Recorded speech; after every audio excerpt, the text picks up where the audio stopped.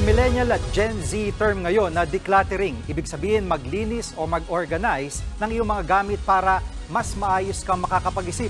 Pero tampok natin ngayon ang mga decluttered item na pinamimigay ng libre para mapakinabangan ng iba.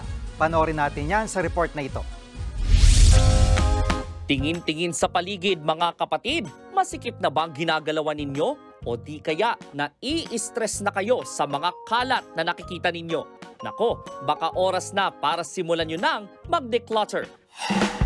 Ang decluttering ay isang paraan ng paglilinis, pag-oorganisa at pag-alis ng mga gamit na hindi na napakikinabangan. Pero alam nyo ba, ang mga decluttered items na maaayos pa, pwedeng-pwede nyong makuha for free sa social media.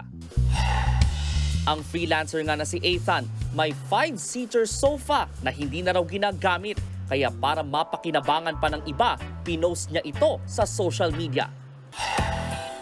Dahil nga work from home si Ethan, mahalaga raw sa kanya ang malinis at maaliwalas na paligid dahil nakababawas ito sa stress sa trabaho. Because I believe kung maaliwalas yung paligid, then it gives or makes you more productive.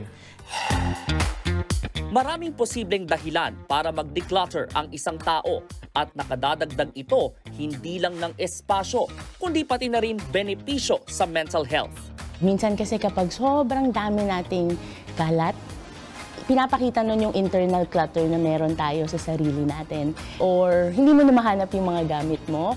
I think it's a good sign. Bigyan ko muna yung sarili ko ng oras para mag-declutter or tidy up. Kung basura sa iba, kay Michael hanggat may pakinabang pa, aba, kukunin niya. Hindi sa sarili, kundi para sa mga taong nangangailangan.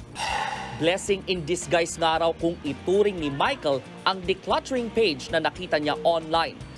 Bali, ito po yung unang-unang items po na namain ko po yung backpack.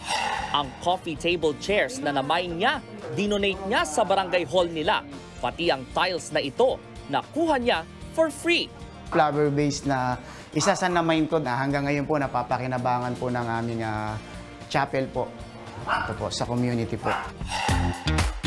Kaya kayo, naiisip nyo na ba ngayong mag-declutter? Tandaan na kung mapakikinabangan pa ang mga gamit nyo, subukan din itong i-post online. At malay nyo, ang dapat na itatapon ninyo, malaking tulong pa pala sa ibang tao. Nagbabalita mula sa Frontline, Brian Basa, News 5. Mga kapatid, Jiggy Manikad po, iba na ang may alam at may pakialam sa panahon ngayon. Para sa konkreto, kumpleto at komprehensibong balitaan sa Frontline, mag-follow at mag-subscribe sa social media pages ng News 5.